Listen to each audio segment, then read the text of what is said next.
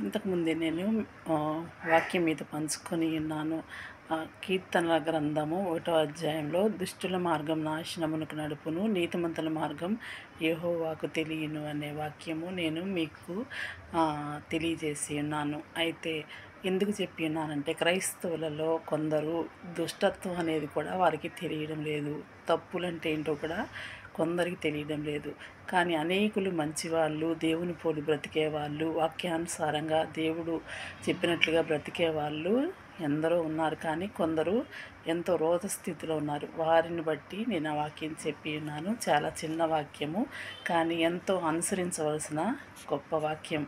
దుష్టత్వంలో ఉండి నాశనానికి పోకుండా యెహోవాకు తెలిసిన మార్గం పరలోక మార్గం, పరిశుద్ధ మార్గం కాబట్టి ఆ మార్గంలో మనం ఉంటే మనకి ఎంతో మంచిది అని నేను ఆ వాక్యము మీకు తెలియజేసి ఉన్నాను. దేవుడు అట్టి కృపను నాకు అనుగ్రహించాడు. కీర్తన 18వ అధ్యాయము 26, 27 వచనం నేను చదువుతున్నాను. దయచేసి వినండి. శ్రమపడు వారిని నీవు రక్షించదువు, గర్విష్ఠులకు విరోధవై వారిని అణిచివేసదువు. శ్రమపడు వారిని దేవుడు రక్షిస్తాడని, గర్విష్ఠులకు విరోధి అయి వారిని అణిచివేస్తాడని ఇక్కడ మనకి వ్రాయబడి ఉంది.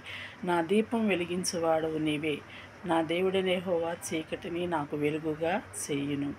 ఎంత గొప్ప వాక్యం! అసలు శ్రమపడే వారిని ఆయన రక్షిస్తాడట, గర్విష్ఠులకి విరోధి అయి వారిని ఆయన అణిచివేస్తాడని పరిశుద్ధ గ్రంథంలో వ్రాయబడి ఉంది.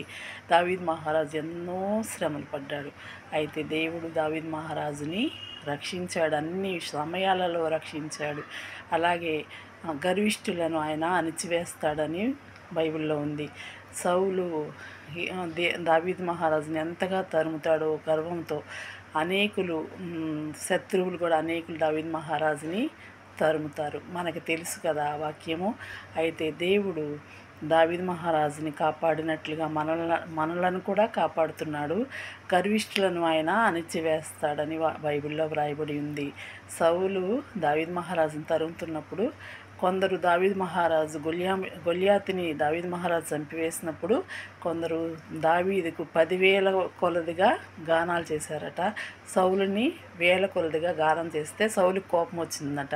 నేను రాజుని, అయితే నన్ను వీళ్ళు 1000 కొలది అంటున్నారు, దావీదు మహారాజునేమో 10,000 కొలది అంటున్నారని కోపం వచ్చేసింది. అంటే ఆయనకి రాజుని అనే గర్వం ఉందేమో నాకు తెలియదు, కానీ దేవునికి తెలుసు. అలాగే అనేకులు సేవకులు కాని వాళ్ళు కొందరికి గర్వం అనేది ఉంటుంది. నేనంటే ఏంటనుకుంటున్నావు, నేనంటే అంతా ఇంత అనేవాళ్ళు ఉంటారు.